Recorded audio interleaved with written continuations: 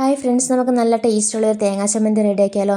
അതിനുവേണ്ടി ഞാൻ അരമുറി തേങ്ങയും രണ്ട് ചെറിയുള്ളി, ഒരു ചെറിയ കഷ്ണം ഇഞ്ചി, കുറച്ച് വാളംപുളി, 2-3 അല്ലി കറിവേപ്പില, 6 വറ്റൽമുളക്, അര ടീസ്പൂൺ ഉപ്പ്. വറ്റൽമുളക് നന്നായിട്ടൊന്ന് ചുട്ടെടുക്കണേ. അടുപ്പിലാണെങ്കിലോ ഗ്യാസിലാണെങ്കിലോ കാണിച്ചിട്ട് ചെറുതായിട്ടൊന്ന് ചൂടാക്കി എടുത്താൽ മതി.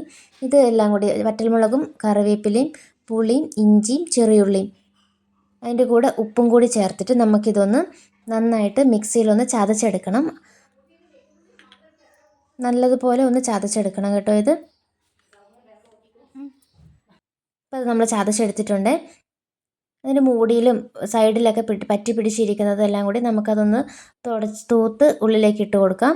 ഇനി ഇതിലേക്ക് നമുക്ക് എടുത്തു വെച്ചിരിക്കുന്ന അരമുറി തേങ്ങയാണ്.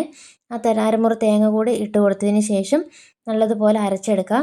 ഇതിൽ വെള്ളമൊന്നും ചേർക്കേണ്ട ആവശ്യമില്ല. തേങ്ങ ചേർത്തിട്ട് പതുക്കെ 2-3 കറക്കി എടുത്താൽ മതി മിക്സിയിൽ. നമുക്ക് കഞ്ഞീൻ്റെ കൂടെയൊക്കെ കഴിക്കാൻ പറ്റിയ നല്ലൊരു ചമ്മന്തിയാണ്. പെട്ടെന്ന് തന്നെ തയ്യാറാക്കാനും പറ്റും. ഇതുപോലത്തെ സിമ്പിൾ റെസിപ്പീസ് നിങ്ങൾക്ക് ഇഷ്ടമാണെങ്കിൽ എൻ്റെ ചാനലൊന്ന് സബ്സ്ക്രൈബ് ചെയ്ത് സപ്പോർട്ട് ചെയ്യണേ. അടുത്ത വീഡിയോയിൽ കാണാം. Bye bye.